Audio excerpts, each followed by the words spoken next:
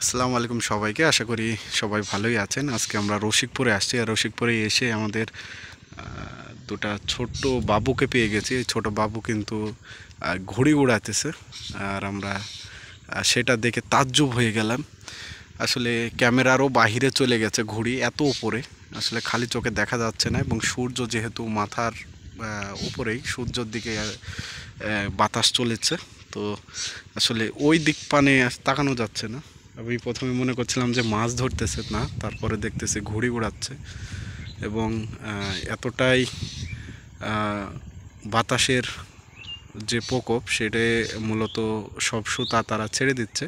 এবং এই ঘুড়ি যে সুতা, তোমরা কি দুই ভাই? হ্যাঁ, দুই ভাইয়ে কিন্তু আসলে অনেক দূরে তুলেছে।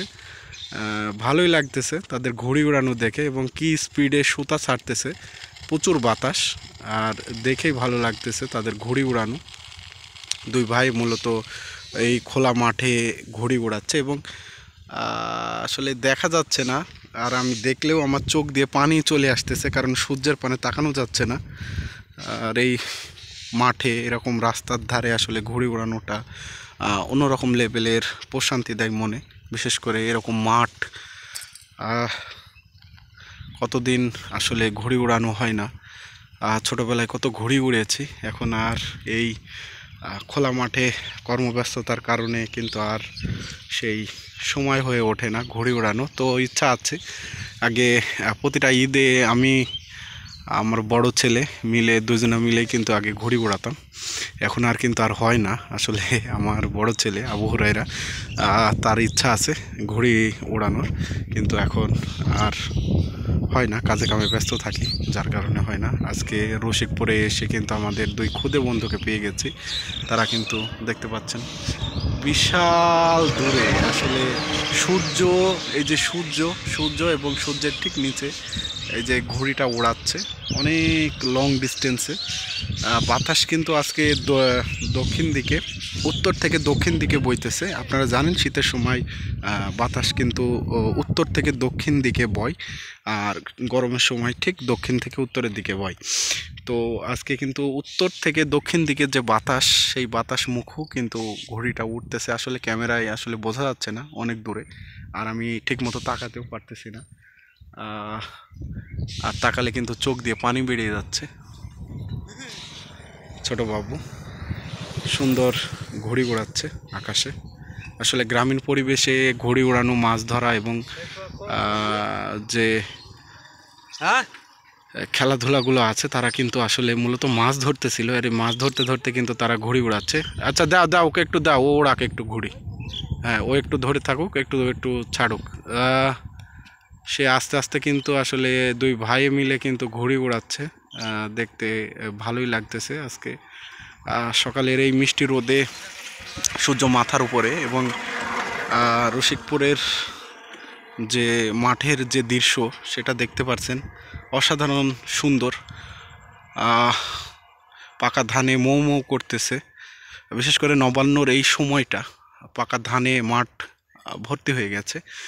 আর এই সময়ে কিন্তু কৃষকদের ঘরে নতুন ধান উঠছে, এবং নতুন ধান উঠলেই কিন্তু একটা নবান্ন উৎসব শুরু হয়ে যায়। শীতের নানা রকম যে খাবার আছে, বিশেষ করে নতুন ধানের চাউল দিয়ে যে খাবারগুলো আসলে তৈরি করা হয়, বিভিন্ন ধরনের পিঠা আমার খুবই পছন্দ। এবং এগুলো কিন্তু নতুন ধান উঠলেই নবান্ন যে উৎসব, সেটা কিন্তু চাষির ঘরে শুরু হয়ে যায়। আলহামদুলিল্লাহ, এরকম গ্রামীণ পরিবেশ আসলে খুবই সুন্দর। আল্লাহ পাক অসাধারণ সুন্দর করে এই প্রকৃতি আমাদের উপহার দিয়েছেন, যা মানুষের জন্য। আর এই প্রকৃতির মাঝে আমরা দুই ভাইকে খুঁজে পেলাম। দুই ভাই কিন্তু আসলে ঘুড়ি উড়াচ্ছে, এবং কত যে কষ্ট হবে এই ঘড়িটা আনতে তাদের, আসলে অনেক দূরে, অনেক দূর, অনেক দূর, আসলে দৃষ্টিরও দূরে চলে গেছে এই ঘড়ি। এরা আসলে এই ঘড়িকে আনতে পারবা, জোড়ায় আনতে পারবা? আরে বাবা, হেভি ইয়ে আছে, আগ্রহ আছে। তারা কিন্তু যেহেতু অনেক দূর ঘড়ি তুলছে, সেহেতু তারা কিন্তু ঠিক জড়িয়ে এই ঘড়িগুলো নিয়ে আসবে।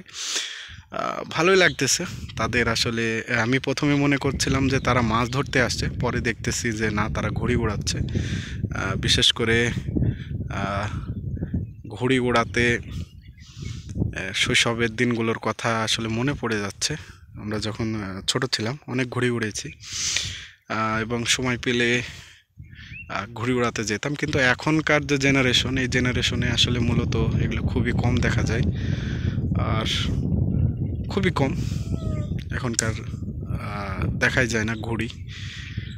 যেহেতু এটা এআই যুগ চলে আসছে, সেহেতু আর এগুলো আর দেখা যায় না। এখন সবাই মোবাইল নিয়ে ব্যস্ত। প্রাকৃতিকভাবে মাছ ধরা, ঘুড়ি উড়ানো এগুলো আসলে কমে আসছে দিন দিন। আসলে সূর্যমুখী যে বাতাস, সে বাতাসের ফলে ঘুড়িটাও কিন্তু সূর্যমুখী হয়ে আছে। আর আসলে তাদের ঘুড়ি কিন্তু দেখা যাচ্ছে না, এবং দেখতে হলে কিন্তু ঠিক বসে দেখতে হবে তাদের যে ঘুড়ি, আমরা সেটাই দেখতে পাচ্ছি। আসলে আপনাদের দেখাতে পারতেছি না, কারণ যেদিকে তারা ঘুড়িটা ওড়াচ্ছে ঠিক সেই দিকেই মূলত সূর্য, এবং বাতাসও শীতকালে উত্তর থেকে দক্ষিণমুখী হয়, কারণ দক্ষিণমুখী যে সূর্য সেটা আসলে ওই দিকে বাতাসটা একটু বেশি হয়, যার কারণে তারা জোরও করেছে ওই দিকে। ঘুড়িটা কিন্তু উঠতেছেও ওই দিকে। অনেক সুন্দর, দুই ভাই মিলে কিন্তু ঘুড়িটা ওড়াচ্ছে। ভালোই লাগতেছে দেখে তাদের কার্যকলাপ। তো দেখতে ভালোই লাগতেছে। তো দেখলাম কিছুক্ষণ, হয়তো বা আস্তে আস্তে তারা জড়িয়ে ঘুড়ি তাদের হাতে নিয়ে আসবে। অনেক সময়ের ব্যাপার, সময় লাগবে। তো সেই পর্যন্ত ভালো থাকবেন, সুস্থ থাকবেন, এবং পিতামাতার সাথে অবশ্যই ভালো ব্যবহার করবেন, এবং তাদের আচ্ছা, আস্তে আস্তে জড়ালে 30 মিনিট লাগবে। তোমার নাম কি বাবু? তাওসিন। তোমার নাম? তামিম। তাওসিন এবং তামিম দুই ভাই। তারা কিন্তু এই রসিকপুরের যে মাঠ, তারা স্থানীয় এখানকার। তারা এই রসিকপুরের এই মাঠে কিন্তু তারা ঘুড়িটা জোর করিয়েছে, এবং এই ঘুড়ি উড়ানো দেখতে ভালোই লাগতেছে। দুই ভাই মিলে কিন্তু অনেক কষ্ট করে এই ঘুড়িটা আকাশে তুলেছে। তোমরা কি প্রতিদিনই ঘুড়ি ওড়াও? মাঝে মাঝে তারা ঘুড়ি ওড়ায়, এবং এই যে ঘড়িটা আজকে যেহেতু এখানে মাঠ, সেহেতু এই যে দেখতে পাচ্ছেন, যদি ওই সামনে থেকেও তারা ঘড়িটা প্লে করে তাহলে কিন্তু ঘড়িটা ইজিলি উড়ে যাবে, কারণ যে পরিমাণ বাতাস। আচ্ছা, মোটর সাইকেল থেকে তারা ঘড়িটা জোর করিয়েছে, এবং সুন্দরভাবে কিন্তু অনেক আকাশে কিন্তু ঘড়িটা উড়ে গেছে, এবং আসলে দেখাই যাচ্ছে না। আর এরকমভাবে ঘুড়ি ওড়ানোটা কিন্তু আসলে একটু রিস্ক হয়ে যায়, কারণ আপনারা দেখতে পাচ্ছেন মেন হাইওয়ে রসিকপুর। এই রসিকপুরের হাইওয়েতে সব সময় কিন্তু আসলে গাড়ি ঘোড়া চলতেই আছে। তো আমরা তাসিনকে বলবো যে একটু দেখে শুনে যেন ঘুড়িটা সে ওড়ায়, কারণ যেহেতু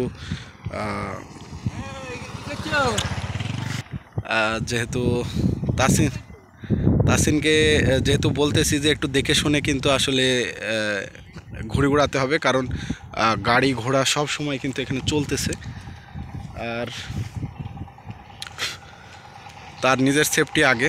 আর যে এই যে ঘুড়ি সে আসলে করেছে এবং নিয়ন্ত্রণ হারিয়ে ফেলতেছে আস্তে আস্তে, এবং হ্যাঁ, সেটাই হলো, বাতাসের কারণে কিন্তু তার ঘুড়িটা কেটে গেল। ওই যে আস্তে আস্তে বাতাসের নিয়ন্ত্রণে কিন্তু আসলে ঘড়িটা পড়ে যাচ্ছে আস্তে আস্তে। আমরা সেটাই দেখতে পেলাম, দৃষ্টিগোচর হলো, এবং হ্যাঁ, ঠিকই পড়ে গেছে। আসলে এত দূরে উঠলে কিন্তু আর নিয়ন্ত্রণ রাখা যায় না। তো আজকের মতো আমরা এখানেই শেষ করলাম ভিডিওটি। ভালো লাগলে অবশ্যই দেখবেন, এবং আপনাদের মূল্যবান মতামত কমেন্ট বক্সে জানিয়ে যাবেন, এবং নতুন একটি ভিডিওতে আবারও আপনাদের সাথে কথা হবে। যেহেতু ঘড়িটি অনেক উপরে উঠছিল, সে তো আর নিয়ন্ত্রণ করতে পারলো না, পড়ে গেল গাছে, এবং সুতাগুলো সব নষ্ট হলো। তো ভালো থাকবেন, সুস্থ থাকবেন, এবং নতুন একটি ভিডিওতে আবারও আপনাদের সাথে কথা হবে। সেই পর্যন্ত ভালো থাকবেন। আর চ্যানেলে নতুন বন্ধু হয়ে থাকলে অবশ্যই সাবস্ক্রাইব করে চ্যানেলটির সাথেই থাকবেন। ভালো থাকবেন, সুস্থ থাকবেন, সেই প্রত্যাশা রেখে আজকের মতো আপনাদের কাছ থেকে বিদায় নিলাম। নতুন একটি ভিডিওতে আবারও দেখা হবে। ভালো থাকবেন, সুস্থ থাকবেন। আসসালামু আলাইকুম সবাইকে।